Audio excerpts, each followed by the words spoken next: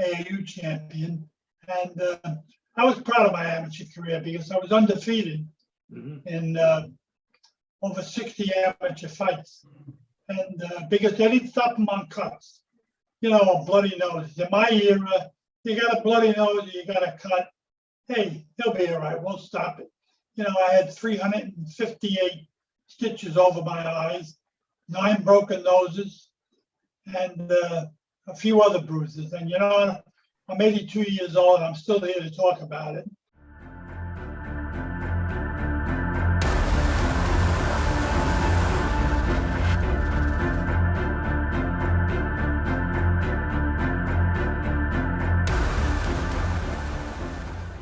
Hello and welcome to the Knight's Path podcast. So I'm starting this introduction a little non-traditional for me because the person on this episode is none other than Chuck Wepner. And when I called him, he just started talking. I hit record and it just, so there wasn't the, hey, let's BS beforehand and then, all right, and welcome to the podcast. Here's my guest. He just started talking. And if you don't know who Chuck Wepner is, I'm going to put so many different links and things that I looked at when I researched him. And I've got Wikipedia up right now on the computer. So Charles Wepner, Chuck Wepner, was born February 26, 1939, is an American former professional boxer who fought as a heavyweight. As a world-ranked contender, he fell just seconds short of a full 15 rounds with world heavyweight champion Muhammad Ali in a 1979 title fight. Wepner also scored notable wins over Randy Newman and former world heavyweight champion Ernie Terrell. He was also the last man to fight former undisputed world heavyweight champion Sonny Liston. We talk about that fight in the podcast. And Wepner's boxing career and the fight with Ali inspired the 1976 film Rocky. And other life events were chronicled in the 2016 film Chuck, which I saw, which was fantastic. And he was also the subject of the 2019 film The Brawler. So an American success story. Chuck Wepner grew up on the mean streets of Bayonne, New Jersey. Incredible guy. He's 82 years old at the time of the podcast, and he's had cancer 3 times. He's still battling his 3rd bout of cancer, and he's still just a tough hoss and an amazing model of a man that we can all look up to and learn from.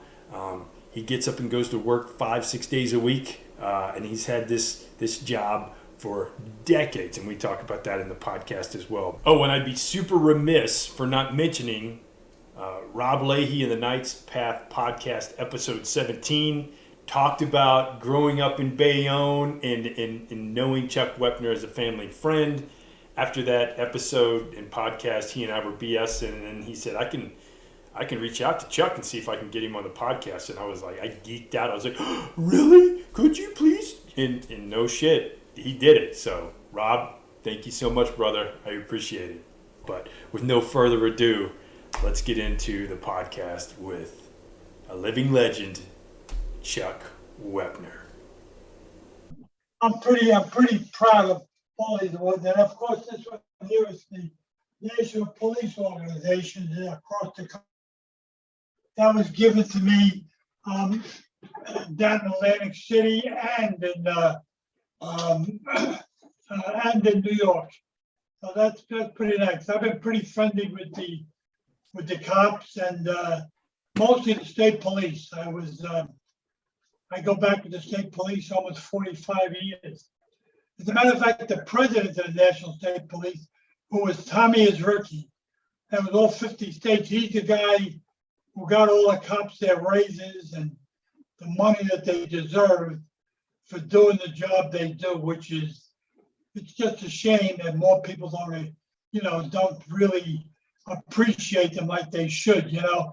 As soon as something happens, who do they run to? They run to the cops. Right. They want to have the cops. But otherwise, they don't want to fork over any money. They don't want to say all the good things they should say to the cops. I'll tell you, I've been a police supporter and a big fan of the cops all my life, ever since I was a kid. And I used to get chased off the corner where I lived on 28th Street. I was 11 or 12 years old. And in them days, when a cop said to you, get moving, you said, yes, sir, and you got moving. Right. Now, forget about it. God forbid you raise your voice or hand on them, they're looking to put you in jail. And that's just a damn shame, because cops don't have a job as it is, and they don't need a bunch of kids and a bunch of loudmouth people putting a knock on them. Right. Well, I heard from Rob too that you did a lot with the Police Athletic League. Oh, yeah. I've been with the police athletic. When I was a kid, we used to put on smokers. And as a matter of fact, I have a statue in my living room that I bought down in Atlantic City, because it's a picture of a 7-year-old kid with big gloves and big shorts that he borrowed from the PAL, which was me. We used to do smokers. Yeah. And the reason they called them smokers was everybody was smoking in them days, which now they don't allow, of course. But I saw that statue down in Atlantic City, and the guy wanted $2,300 for it. It's beautiful. It's about 4 feet high, and it's all bronze. And I told him that was a little too much for me, but a friend of mine went back to the guy and talked to him, and he talked to him, let's just say. And my friend down in Atlantic City talked to somebody or asked for a favor. You did it. Right. And the guy gave it to me for $1,300. Took $1,000 off it.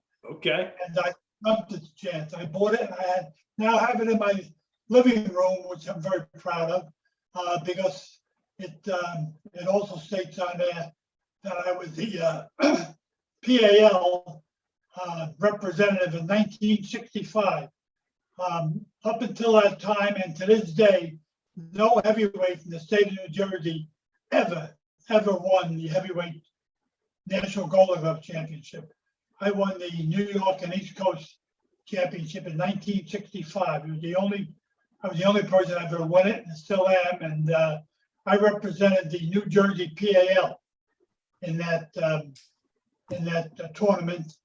And I went on to win the AAU championship after I beat the AAU champion. And I was proud of my amateur career, because I was undefeated in over 60 amateur fights. And because they didn't stop them on cuts, bloody noses. In my era, you got a bloody nose, you got a cut. Hey, he'll be all right. We'll stop it.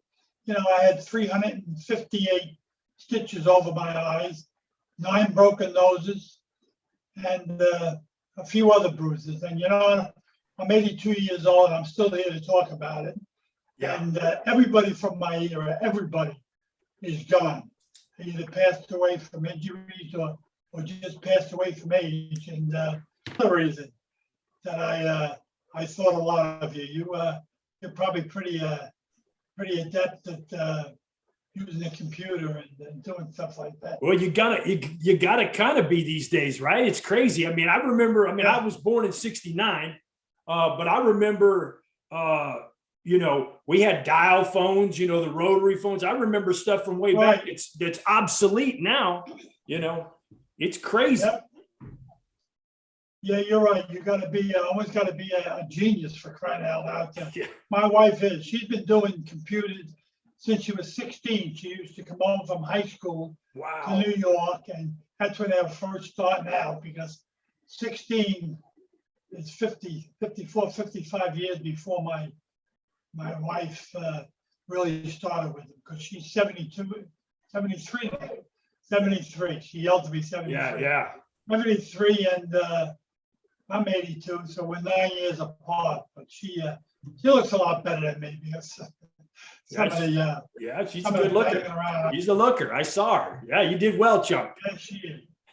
She's a pretty girl, and she's my third wife, number 3. I got lucky. They say 3's a charm. Yeah. And my first wife just recently passed away, Laura, and my second wife, Phyllis, is still in Bayonne. I'm still very friendly with her, and my kids. I have 2 daughters and a son, and but Linda is the keeper. she made me what I am today, you might say, because when I got home from vacation with the state, I was probably going right back into the same, excuse me, right back into the same type of lifestyle that I had before, and I met her and she gave me a choice. She said, it's either me or you go free. And I said, okay, I'll tighten it up. And then I have, and that's the reason I'm so alive today, because my lifestyle was not really great. I was living the life, hey, I had fought Ali 15 rounds for the title, and they made the movie Rocky about me, and in them days, women were throwing their underwear at me, and I never dropped a pair of underwear in my life. I'll tell you, I could really catch that boy. And I met Linda, and that was it. It was all over, and I straightened my life out, and I'm happy for it. Take that and then tell them I'm doing an interview. Can't talk. I'm sorry. No, I know you're fine. Hey, this is. Tell Kenny I'm doing it for fun. I'm doing it. Yeah, there's another guy. They're doing a movie picture on him, and he wants me to be in it with him. Kenny Stroop. He was a good friend of Elvis Presley's. Oh wow, nice. Yeah, he's a good guy, and my wife's gonna pick it up. Tell Kenny he's gotta call back another time. Well, you're popular. You're still popular. Look at you. Everybody's calling on you, Chuck. I just have. If I tell you, and I don't mean to blow my own horn there, but I will anyway. And I'm like unbelievable. I mean, in the last 20 years, they've made 3 movies about me, 2 documentaries, 5 or 6 podcasts, and interviews like this. Absolutely, Chuck. So one thing that I'm doing is I'm trying to mentor men, because it's so hard in today's modern society for men. It's easy for men to be soft in today's society, right? So I'm trying to say, hey, man, you got to be squared away mentally, physically, and spiritually. That's the only way you can be a whole, healthy man. And I wanted to have you on because you're a man from back in the day. You were from you're cut from a different cloth. And I think men in today's era can learn so much from you. So, I mean, like growing up, you grew up in Bayonne. What was that like, man? Well, Hudson County used to be, and still is, was the capital of gangsterism, you might say. We had, at one time, we had 4 or 5 of the biggest families operating here on the New York docks, Staten Island, and everything else. And so there was a lot of wise guys around. And I was very fortunate. I was a sports figure, and most of the guys liked sports figures. So I got to know a lot of them without ever really getting involved with them, and most of them I enjoyed knowing them. They were the movie Goodfellas. I watched it 10 times already, and the movie Rocky, which I inspired. You see the opening scene where I'm talking to a guy and it talks about, oh, my friend, some money. That was me. As a matter of fact, the funny scene, I brought back my friend a bomber jacket that this guy had because he didn't have any money. Yeah. And he said, yeah, take my jacket. It's worth $100. And I brought it back to my friend, and my friend said, nice jacket you got me. It's even got the sweat stains inside. This guy been working on a dock. Right. And that was the beginning and the end of my association in that realm of friendship with the guys. But I got to meet them all, and I got most of them were nice guys. They're not as bad as they're made out to be. And but it's funny because as friendly as I was with that type of guy, I was just as friendly with the cops and the firemen. You guys, the finest and the bravest. It's just that's an absolute true synonymous. I'm telling you right now, you guys are definitely the finest and the bravest. And I got to tell you, your job people just don't appreciate you guys like they should because of the society that we now have. I don't like it. Yeah. You know, they're taking every chance they can to jump on a cop if he does something wrong and Yeah. to paint everybody with the same brush. Yeah. And that goes for firemen too, you know, and it's not true. And I hate to see it done. And I'm proud to say that I've been a big fan of cops and firemen all my life. And even though you guys don't get along that great, Right. that's funny because I know the cops, they're calling them the Playboy firemen because they pose for all the magazines. But now that was in the beginning. But now the cops are doing the same thing because there's a lot of great looking cops that are in great shape. And it's fun though, you know, when push comes to shove, you guys are all together. Yeah. And you're all the bravest and the finest. And I'll tell you, it's a great job. And you guys, as a matter of fact, I fought for years for that 20 and out thing, you know, and I'm still fighting for it. Because some states don't have it where you can put 20 years in and retire and go on to your second job. Because most of you guys, cops and firemen, all have second jobs because they don't pay us enough. Right. They ought to pay you more and they ought to do more for you. But unfortunately, there's a lot of politicians out there, and I'm very friendly with them. I've known every governor in the state of New Jersey for the last 40 years, and I've been friends with every one of them. That's good. Right now, we have a great governor, and Phil Murphy, and he just won a very close election. And but that's all a surprise. I think what we did here, I'm a Democrat, and I'm with Phil Murphy, our governor. But I think we believed all the people who said, Murphy's going to win by 10 or 15 points, no problem. And we took our foot off the pedal a little bit and took it a little easy. And we made it a close race, very close race. And but in the long run, Murphy won, and I'm happy because he's a great guy, and he's done a lot for this state, and he's going to do a lot more in the next 4 years.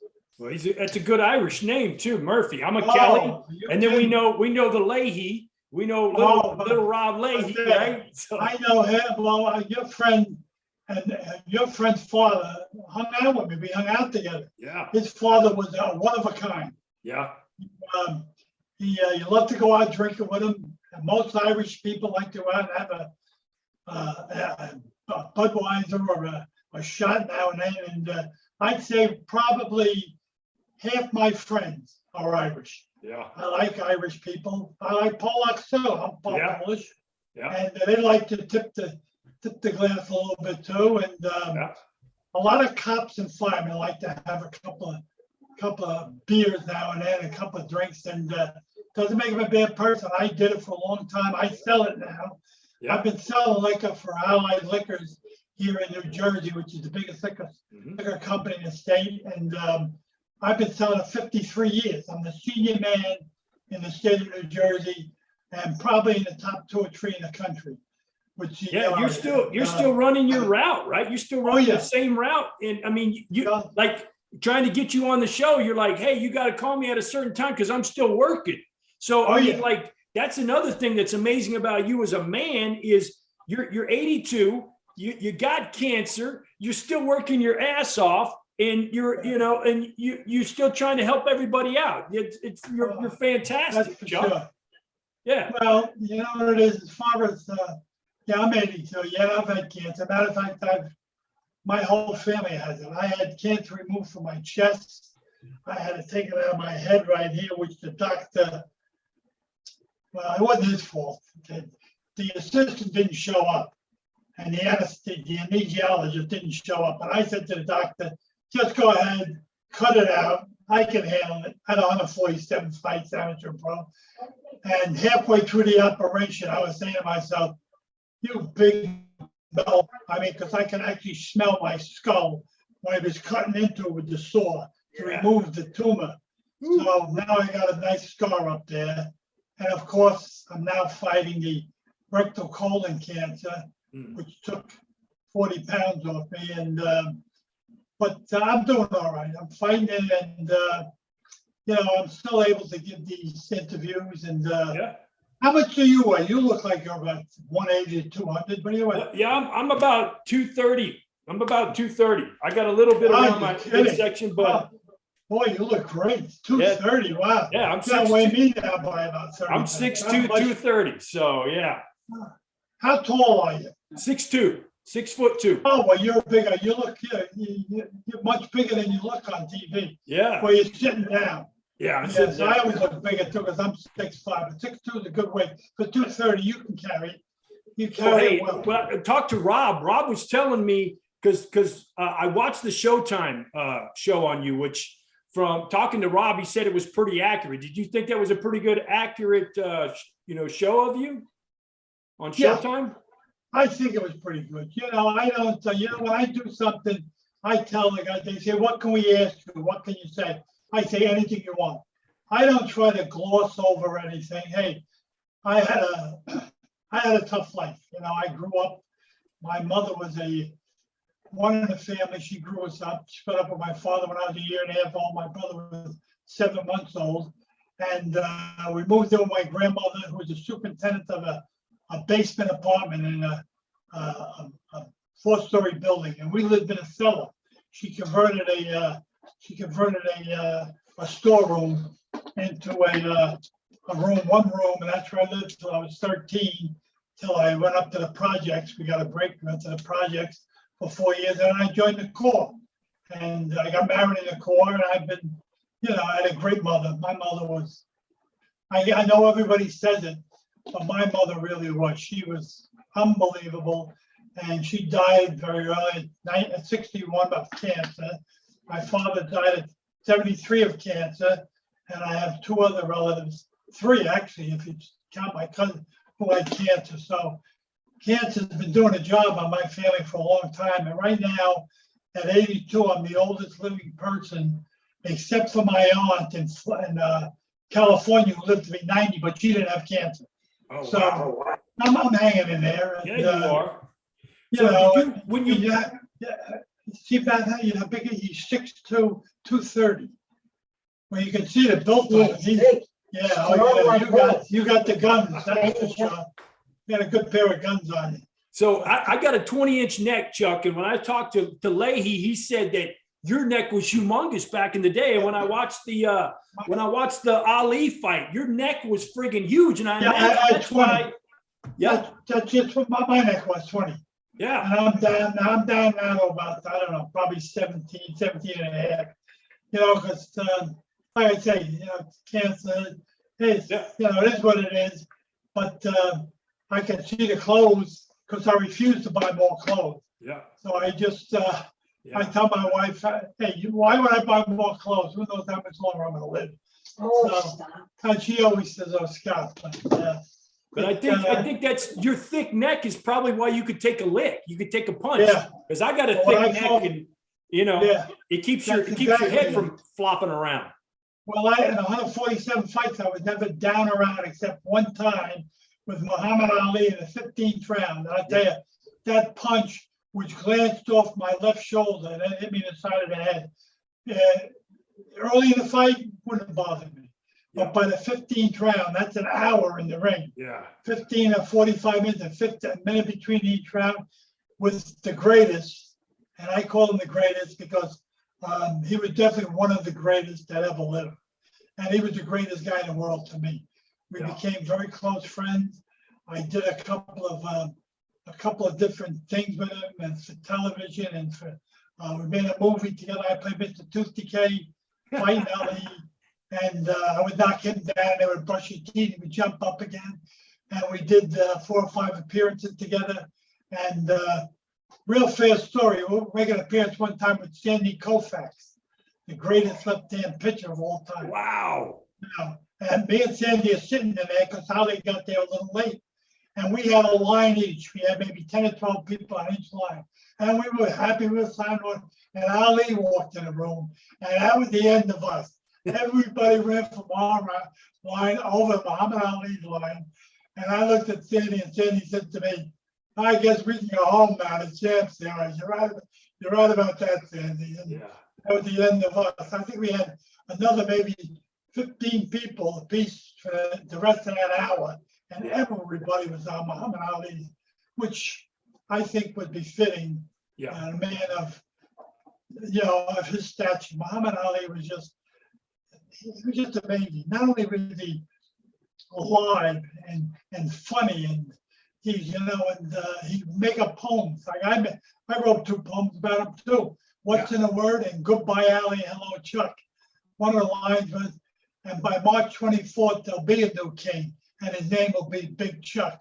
Yeah. But they actually published both my poems, and I really thought I had a chance to beat him. I never trained full time for a fight in my life. I used to run in the morning. I had a job. I had to work all day, and I had to train at night. And finally, when I signed for the title bout, Don King, who was my promoter, and who to this day is my dear friend. I always liked Don King. Yeah. He put his money where his mouth was. Sent me away to camp for 7 weeks. I got in great shape, the best shape of my life. I had excellent sparring partners, and I put up a great fight, much better than anybody thought. They were giving me 4 or 5 rounds to get knocked out, and the over and under was 5 rounds, and if I was a 35 to 40% chance to get knocked out. I was a 35 to 40% underdog. And here it is again. Now my wife's phone. This phone is like this all the time. Take your phone out and forget it. Y'all are popular, man. Yeah, well, it's like this all the time. It's like this every single night. My wife is a salesperson too, and she's one of the biggest in the state. She'll write over $4 million in sales this year. She gets so 4 million is a lot of money. Yeah. And I brought her in with me 22 years ago, and I said to my bosses, who are all Jewish. I have all Jewish bosses. Yeah. They're the best, man. I'm telling you. Yeah. I got the best bosses in the world. They've been great to me, but they've been great for the business. And anyway, they said, Chuck, we really don't need a woman. In them days, this is 22, there weren't many women. There might have been 7 or 8 women in the whole state out of 535 guys. I said, believe me, you'll like her. She's the best. Where do you get? All right, champ, because they always call me champ. Yeah. And matter of fact, my license plate say champ of boxing gloves. Yeah. The governor of New Jersey, John Hughes, gave me the license plate 46 years ago, and I have them to this day. And anyway, going back to my bosses, they hired her. The best move they ever made. She is in the top 10 or 15% in the whole state now, and she's definitely on the rise. She's just awesome. Not only can she write the orders, but she knows how to follow them up. She knows how to talk to people, and she's. I'm very lucky to have her. But the state of New Jersey and the liquor industry is very lucky to have her. Yeah, I bet. What are you doing now, man? Besides, you're retired from the police department. What do you do besides? Yeah, so I'm a safety guy. I'm a safety, health, and environmental guy. So I try to, good for you. Yeah, try to keep everybody safe, keep them out of hot water with OSHA, all that stuff, and I teach safe lifting. That's one of my passions because you only got one back. It's got to last you the rest of your life. I want people to lift in a way where they can have good longevity for the rest of their life. Yeah, you're right. Well, you look like you definitely do it. That's for sure. You're like a poster child. I'm built more like a firefighter than I am an ex-cop. So yeah, I know that. Sure. I know that. For sure. As a matter of fact, a Dallas ex-cop, right? Yep, absolutely. That's the big time. That's the real deal. Yeah. And matter of fact, that's where one of my all-time favorite presidents, John F. Kennedy, was killed in Dallas. Great president. It was horrible what happened. When I got hired, I actually. Brother. What's that? His brother too. Oh yeah, absolutely. I mean, he was, he was like the biggest cop in the United States, and they shot him. It just goes to show you that anybody, I had a saying one time, anybody can be killed at any time. And, unfortunately, it's a true statement. Are you a Maverick fan? Are you a Maverick fan? Now I'm a Spurs fan. So I grew up in the hill country outside San Antonio. So I'm a Spurs fan, not a big Mavericks fan. Oh, I love the Spurs too, because I loved your big guy. Who was the big guy when you won the first championship? The Admiral? Black guy. Yeah. Black guy, big black guy. He's about 6'10", 6'11". Yeah. The Admiral, they used to call him. He was in the Naval Academy. Yeah. Yes, that was him. That was him, the Admiral. Yep. David Robinson. David Robinson, man, what a great standard he set. A gentleman, a big, good-looking, great basketball player. Yes, that was him, boy. Yeah, you guys won 3 or 4 championships, and then with Dallas, I like Mark Cuban. We watch his show all the time. Shark Tank. Shark Tank. Yeah, I like that. I am a Texas Ranger fan. I love Nolan Ryan. Nolan Ryan. Oh yeah. Man. Tough Ryan was 7 no-hitters. Give me a break. Yeah, I mean, stud. Nowadays they go nuts if a guy pitches a no-hitter. Here's a guy pitched 7 of them, and Clemens is another Texas. And he pitched 3 of them. Yeah, there's something in that water down there in Texas. I'll tell you that. My wife's first husband was stationed down there. Yeah, in El Paso. I love Texas. Texas is the real big military base out in El Paso. Full bliss. I went to a couple of giant games when I played down in Texas, and I'll tell you a funny story. We were in a bar one time, and I had a full carry permit in those days. I used to do bodyguard work. That's awesome. And not only that, but nobody bothered me. Even Jersey, you're only supposed to have in Jersey, but nobody bothered me in New York or Pennsylvania, nothing. Chuck Wepner, the champ, I had the license plates, everything, and they knew I fought out. Anyway, I'm in a bar and I'm talking to this guy, and I mentioned that fact that everybody carries guns in Texas, and he says to me, "Oh, so do I." And he opens his jacket. He had a vest on, and he had a shoulder holster on, and he says, "I'll tell you what. This guy was a paralegal lawyer." Okay. And he says, "I'll just show you something. These guys," he knew most of the guys in the bar. Do my favor, my friend Chuck Wepner favor. Everybody was carrying a weapon. Show my friend about 7 or 8 guys up in their jacket. There must have been about 15 guys in a bar. Half of them were carrying guns, and they were all legal. In Texas, everybody carried a gun, and they still do. They all carry guns. And how about Dallas? Are you guys legal anywhere else but in Texas? Oh yeah, we could. So we could be licensed to carry, but then the governor said, "Hey, if you're of a certain age, you can carry." So it's crazy. You can go to Walmart or any grocery store. You see people. I don't like people knowing I have a gun on me. But some of these knuckleheads, they'll wear a big old gun on their side out in the open where everybody can see it. Right. And it's crazy. Unfortunately, I was one of those knuckleheads. Yeah. When I used to wear a vest on a Jersey Shore.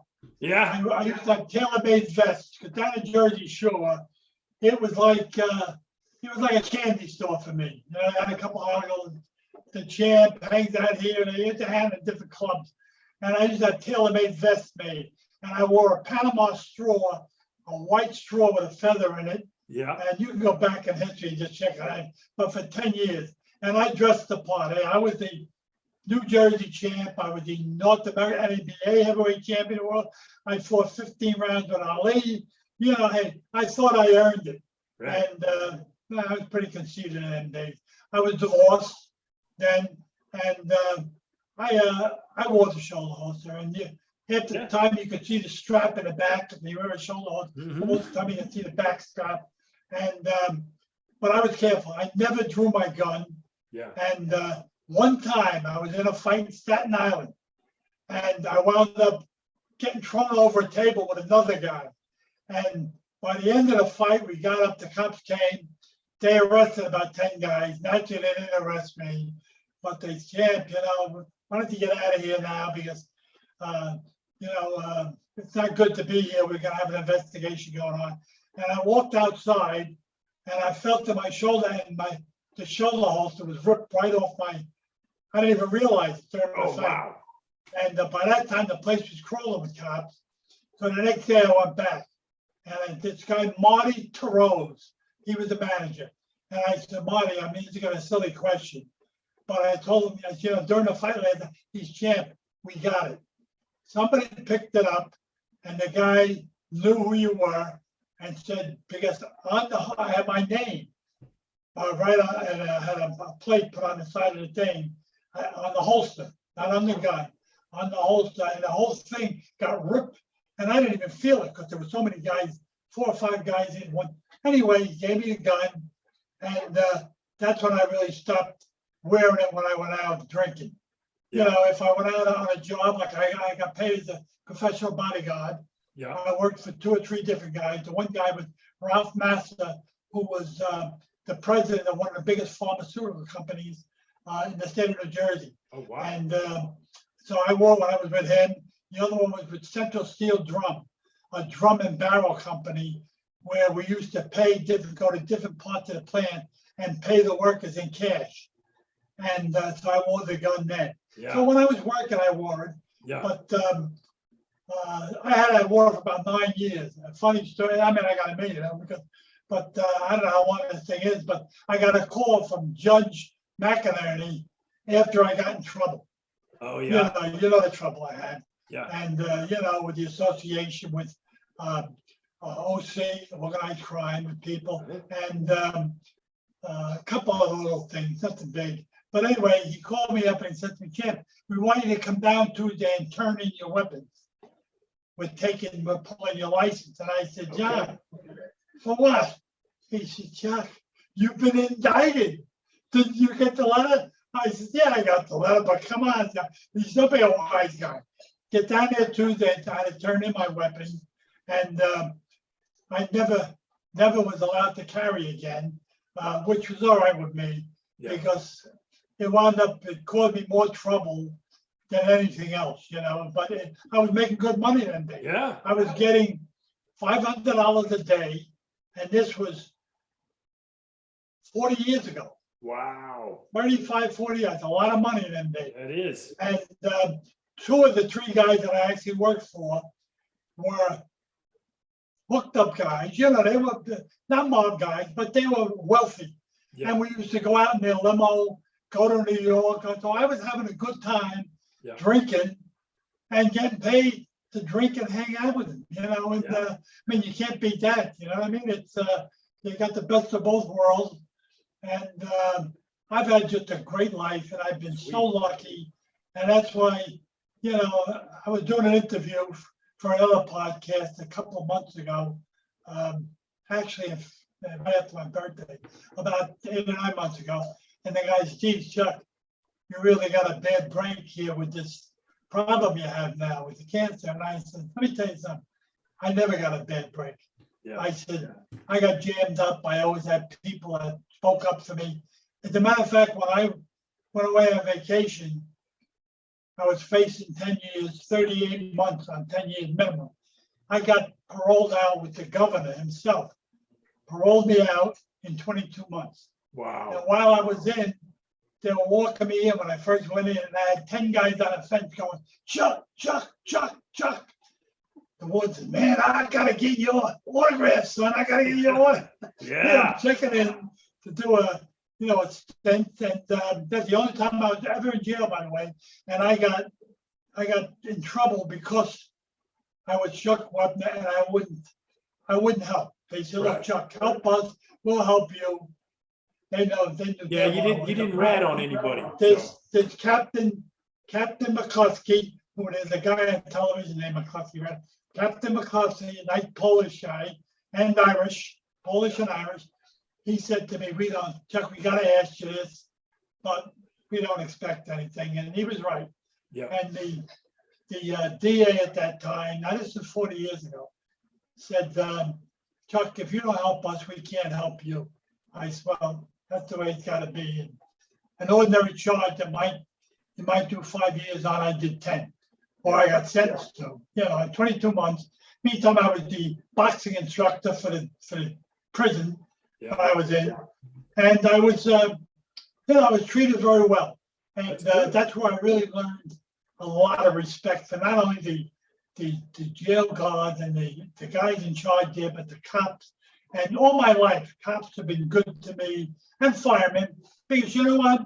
You guys all look to go out and have a good time. Yep. You are all great guys. You work in a hazardous, tough job. And you know what? You're somebody to be proud of, you know? Yeah. I don't know a cop or a fireman. Maybe I should keep mentioning firemen too, because I know more cops than firemen. Yeah, hey, they're But, good. you know, you guys should all be proud of what you do. Hey, Because Chuck, can I ask you? I'm proud of being a friend of yours. Thank you, sir. I appreciate it. Well, and see, that's like when I was calling you sir the other day, it was because I'm a police officer and I was used to telling all kinds of people sir, you know, so, Yeah. but Well, yeah. there's nothing wrong with that. I Yeah, call a lot of people sir too, yeah, and they're not older than me. And right. even my doctor, Dr. Deduce is here in Bayonne. I was calling him sir, and he said to me, Chuck, how old are you? I said, I'm 81. I was 81. He says, I'm 61. Yeah. You're 20 years older than me. I should be calling you sir. I Right. said, yeah, but you're my doctor. He Right. said, that makes no difference. He said, I know who you are. I'm proud you're one of my patients. He says, don't call me sir.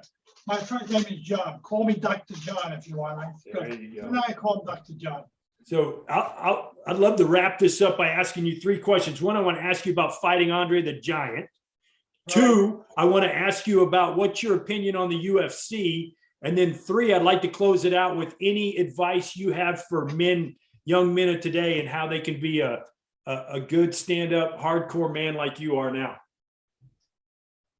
So Well, first- first one was fighting the Andre the Giant. Yeah, You know, that was showbiz.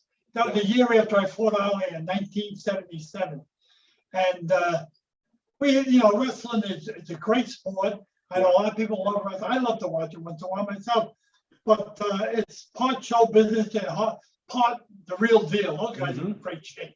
That's why a lot of them don't fight that long, because they get hurt in the ring, you know, especially now with all these crazy stuff. But I love wrestling. And, karate, believe it or not, is part karate and part wrestling. yeah. You know, you got to know how to grab a gi, how to flip a guy, how to turn a guy, you know. And I love wrestling. I love all major sports. You know, I'm a big basketball player, big baseball. I'm a great Yankee fan. I was a great friend of George Steinbrenner. Yeah. And he used to let me park in his private spot down there. And the one about that real fast story, I brought my wife, who's right here, lived there, my daughter, up to his office one day. Yeah, we used to go up there once in a while, but brought him up there one time and he was there. He came out. How you doing, Tim? I said, I'm doing great, George. I said, I want to introduce you to my wife and my daughter. He said, which one's which?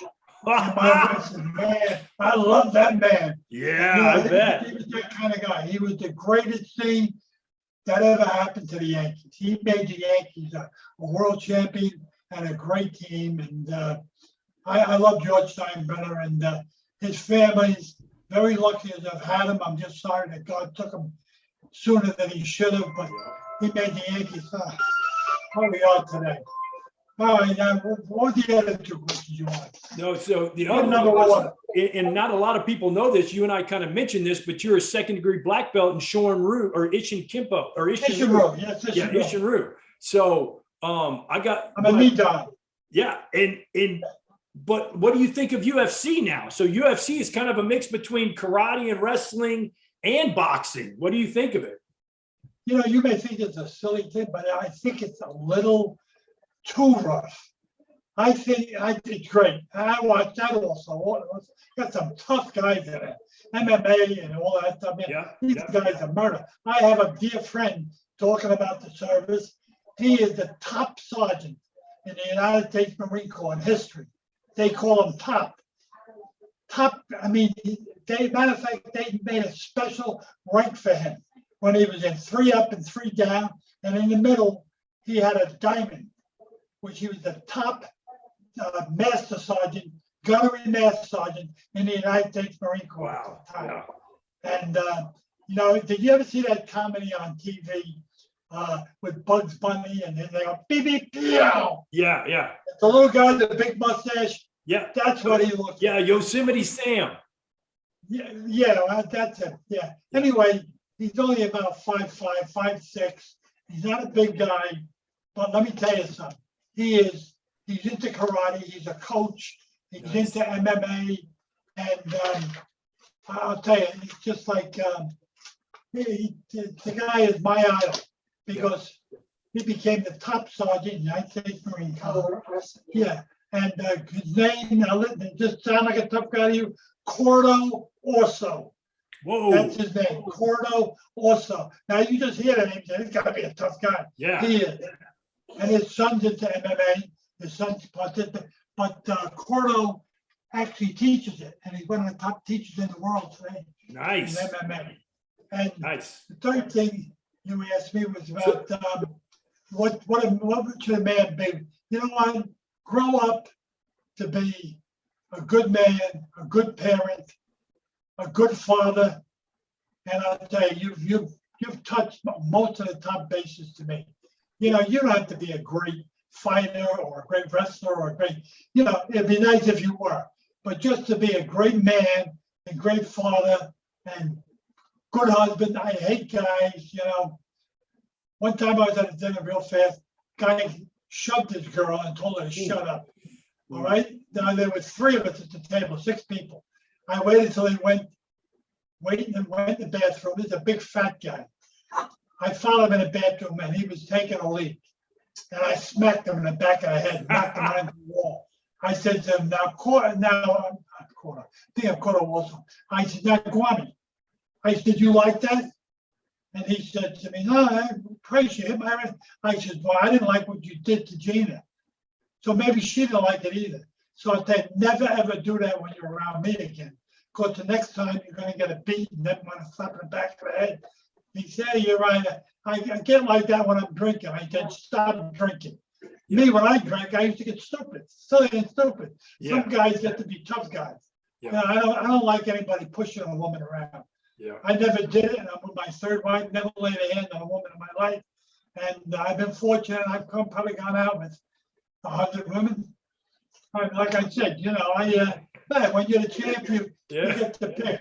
Like I said, the old underwear trick. Never dropped the underwear in my life. Yeah, and my wife says I had to catch them in my teeth. You did. Anyway, That's awesome. That's you know, awesome. but I respect women. And I'll tell you something, I'm happy they've come a long way. And boy, they're still coming. Don't ever think they're gonna stop. Oh yeah. Why should they? No, Yeah, they're good smarter for than them. us. My God, they could. The sky, you know, sky's the limit for. And you For- see them for now in women. politics and sports and everything. Yeah. You know, and good for them. And you know, I'm proud. I'm proud to be asked to do shows, especially with somebody like you. You know, you look the part, like I just said. You look like a cop. You look like a tough guy, Chuck and you Norris, look or- like a good guy. Why Yeah, say Chuck yeah. A Norris? little bit of Chuck Norris. I didn't even tell you that. I've heard that. I've heard that a few times. So I thank you. met Chuck a couple of times at Yeah. dinners, and I wasn't a very big guy, but you know, Chuck Norris to me was the kind of guy you look at, you know, this is a tough guy. If you never knew who he was, he Right. just looked like a tough guy. Yeah. You know, just like Bruce Lee. Yeah. Same thing, you know, skinny little guy, Yeah. weighed skinny. 135, 140 pounds, but man, that guy was the top guy in the world at one time. Yeah. And that's why I talk about so much about my senseis, Ralph Passero and Vincent Marchetti. How about And the guy all, that died, the yeah. thin guy? well, that's what I'm talking about. No, the other guy, Oh, Don Nagel John Nagel. was the top of that. There's the name I shame on me. My wife, how about the top guy, the skinny guy she called? Yeah, you can call him skinny if you were his friend. This guy brought Ishinru karate over from Japan. Wow. And he was the master of all masters, Don Nagel. And I was fortunate to hang out with him in a bar in Jersey City. He was a cop. He was a detective. And the story goes, 3 black guys, well, it just happened to be black guys at the time, but try to jump him one time in an alley outside of his bar. And boy, did they make a mistake, Yeah. because he took him apart. And he weighed about 145, 150 pounds. And yeah, he was the master of all. I have a picture here, which I treasure. You should check And it out. yeah, it's up there with my black belt John in Nagel. the back. Don Nagel. Yeah, he was the teacher for both those guys I mentioned earlier, Yeah. Rob Passero and Vincent Marchetti. But I got my second degree black belt in Shore and Roo. So those are both Okinawan style karates that came over. exactly right. Yeah, That's and where my they brought master's us master from. came over from Okinawa himself. So very similar story and lineage. And I'll tell you one story real quick. I was leaving a bar in Austin, and we closed the bars down. I had a 5th degree black belt at the time. These 5 frat guys wanted to fight me. And I'm like, hey guys, I don't want to fight. I don't want to fight. And they just kept bringing it on. It kind of reminded me of your guy that was a cop. And I knocked 3 of them out and the other 2 ran off. So I only ended up fighting 3. I got news for you. I would have been one of those 3 that ran off. If you knocked out 3 of them, the other 2 ran off. I would have, you know what? If you don't learn by your mistakes, you're bound to make them again. Right. That's another guy told me the story, and it's true. Yeah. You know, I was very fortunate, met so many great athletes in my life. But you asked me about MMA earlier. I said to Matt that I thought it was a little too because they allow a guy to jump on top of you and hit you 8 or 10 guys before they stop it. Right. By that time, you busted this guy all up, you know, and I could see where maybe 2 or 3 times. I saw a fight about a month ago. He must have hit this guy 8 or 10 times. Yeah. And by the time the guy got up, he was all busted up, you know. I should talk. 328 stitches, 9 broken noses, you know, and I had 23 inside my mouth. Those are the ones that really hurt. Because in my era, there was no Novocaine, they just used to put ice on it for a while, bring the swelling down, and then stitch you. And against Sonny Liston was the worst one. Yeah. Former heavyweight champion, the toughest puncher that ever lived.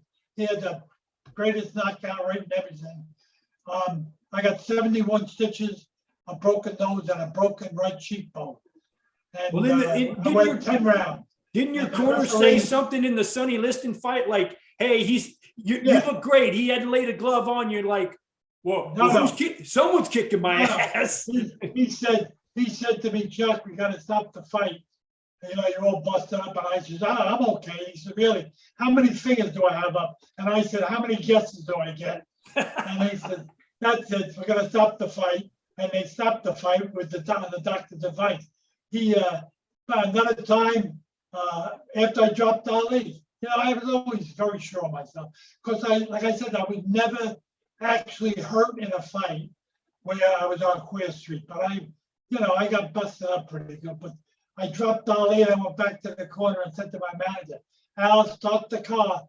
We're going to the bank. We're going to be millionaires." And he said to me, "Chuck, you better turn around." He's getting up and he looks pissed off. I thought, "Uh-oh," because I could see he started smoking it. And hey, I figured, dropped him in the 9th round. I went 6 more rounds with him, and he opened it up. And I'll tell you what, I learned a lot of respect for that man because I was in shape. I trained 7 weeks.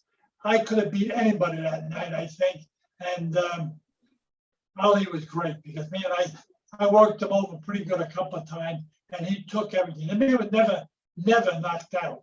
Stopped by Holmes, Larry, who didn't. He was an older guy then, and I think he was starting to get Parkinson then. Even Larry, who was a great champion, 12 years he was heavyweight champion of the world. Yeah, my dear friend too, Larry, and it was just the greatest thing that ever happened to me. Next to marrying my wife, boy, I practiced. He has to say that. Yes. I practiced it for 28 years. Yeah, there you go. But finally, and of course, the movie with the great Sylvester Stallone.